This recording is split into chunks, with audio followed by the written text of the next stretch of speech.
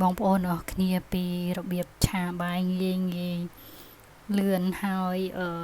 អត់មានប្រើគ្រឿងផ្សំអីច្រើនទេដោយសារឃើញបាយកកនៅសល់ហើយក៏នឹកឃើញយកមកឆាទៅនេះគ្រាន់ថាយើងឆាដើម្បីបន្ថែមរសជាតិពេលដែលយើងញ៉ាំជាមួយសម្លឬមួយក៏ញ៉ាំតែបាយឆាក៏បានដែរងាយបំផុតគឺ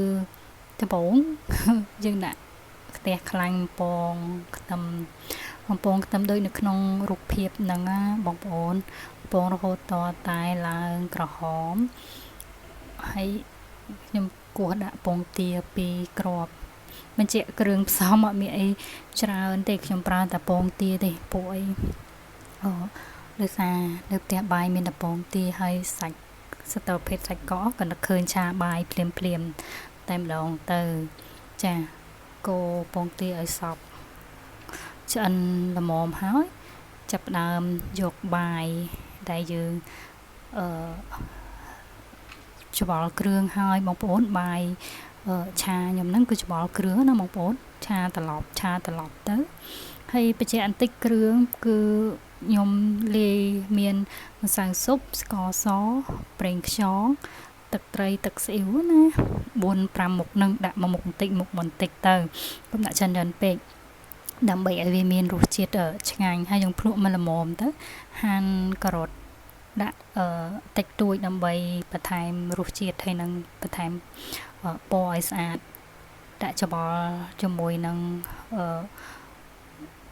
បាយដែលយើងច្របាច់ឲ្យរីហើយណាច្បល់ឲ្យភ្លក់មកល្មមទៅពេលដែលយើងបំពងខ្ទឹមយើងគ្រាន់តែចាក់ចូលហើយច្បល់រហូតតែក្តៅនិយាយទៅអត់ធ្វើអីឲ្យញ៉ៃសាំញ៉ាំមានសាច់មានអីទេហើយអត់បានប្រើស្លឹកខ្ទឹម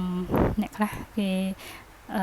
ជួយចិត្តក៏ថែមទៅតែកូនរបស់ខ្ញុំហ្នឹងតែមានបន្លែអីញ៉ៃស្លឹកខ្ទឹមអីហ្នឹងក៏អត់ញ៉ាំដោយសារគាត់ចូលចិត្តញ៉ាំអញ្ចឹង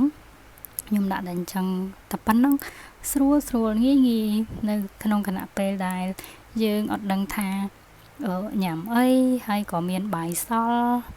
ចង់ឆាហើយក៏អត់ចង់ឲ្យស្មុគស្មាញញ៉ៃច្រើនគឺធ្វើតែប៉ុណ្្នឹងបានហើយបងប្អូនហើយបើកាន់តែស្រួលទៀតមិនបាច់ដាក់ការ៉ុតអីក៏បានដែរបងប្អូន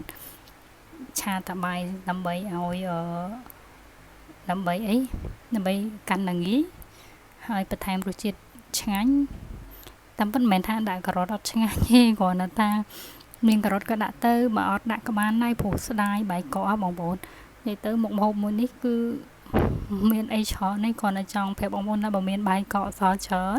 ធ្វើញ៉ាំទៅស្ដាយបាយកកណាពេលខ្លះបាយកកសល់ច្រើនពេកមិនដឹងធ្វើអីបោះចោលក៏ស្ដាយក៏ឆ្នៃយកមកញ៉ាំឡើងវិញមកកុំឲ្យបាក់ដាំបាយថ្មីអីចឹងបងប្អូន